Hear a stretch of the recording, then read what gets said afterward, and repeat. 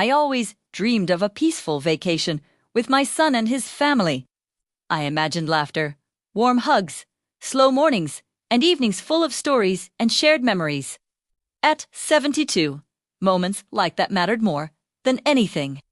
And when my son, Jay, invited me to join his family in Miami, I truly believed this trip would bring us closer.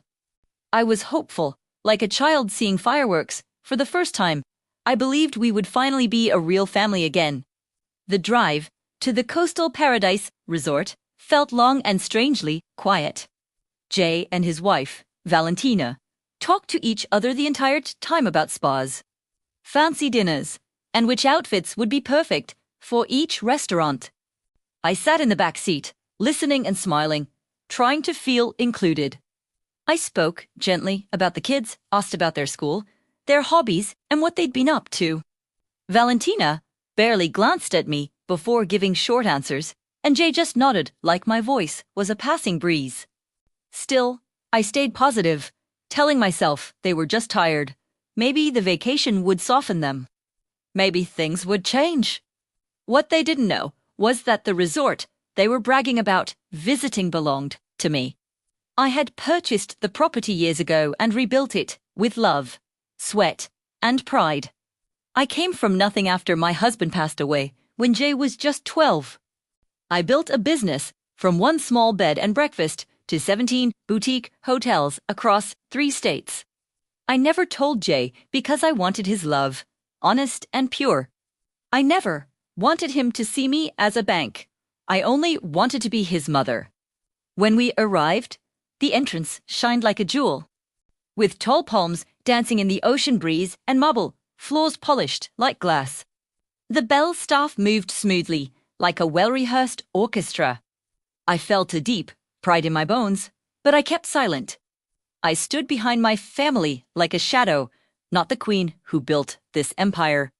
While Valentina strutted forward in designer, sunglasses and heels that could pierce stone. She demanded the penthouse like she owned the world.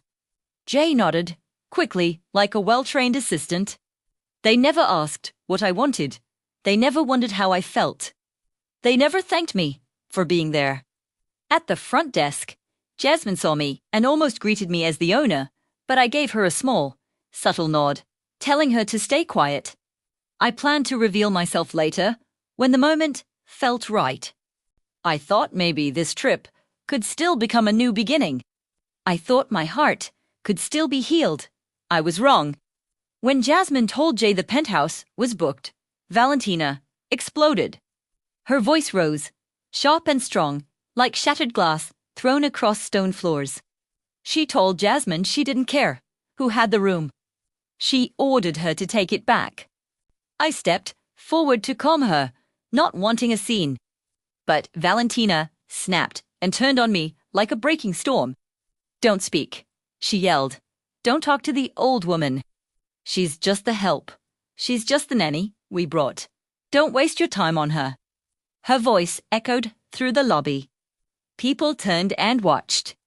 Every face saw me like I was nothing, like I was dirt beneath her shoes. And Jay, my son, my only child, he laughed. He laughed like it was a joke, like I deserved it, like I was invisible. I felt my heart crack. I felt heat rise in my face. In 72 years, no one had disrespected me like that. I worked hard for dignity and earned respect everywhere, but in my own family. I swallowed every tear because a queen does not cry in front of her enemies. I walked away without a word. Jasmine looked at me with kindness, but I shook my head. This was my battle. This humiliation was my lesson, and soon it would be theirs. The first night hurt like being cut open slowly. Jay and Valentina treated me like a babysitter, a burden, background noise. They planned spa days, lunches, and golfing while I sat quietly watching my grandkids, who barely spoke because their parents had poisoned their minds against me. They believed I was poor, lived in a tiny apartment, and made up stories to feel important. I felt invisible in the life I built. But on the third day, fate revealed the truth. I dropped the kids at the resort's kids' club, and walked near the private cabanas. I heard voices. I heard my name. I heard my future being discussed like a piece of furniture to discard. Valentina said, "Old people don't live forever." She was planning for my death like planning a fancy brunch. Jay laughed, cruelly, and said I was broke and delusional. They both planned to put me in a government home and never look back. The betrayal felt like knives twisting inside my chest. I stepped away quietly and walked through the resort I built from dust and dreams. I remembered every brick I had chosen, every light I had approved, every plant I had planted. I remembered the nights I scrubbed floors and the mornings I woke before dawn to keep it all running. These walls held my history, my struggle, and my triumph. My own blood saw me as worthless, but this place, this empire, knew my true value. A cold calm washed over me. The pain turned into resolve.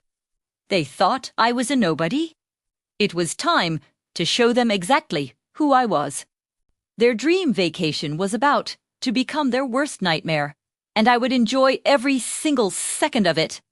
Thanks for watching, and stay tuned for part 2.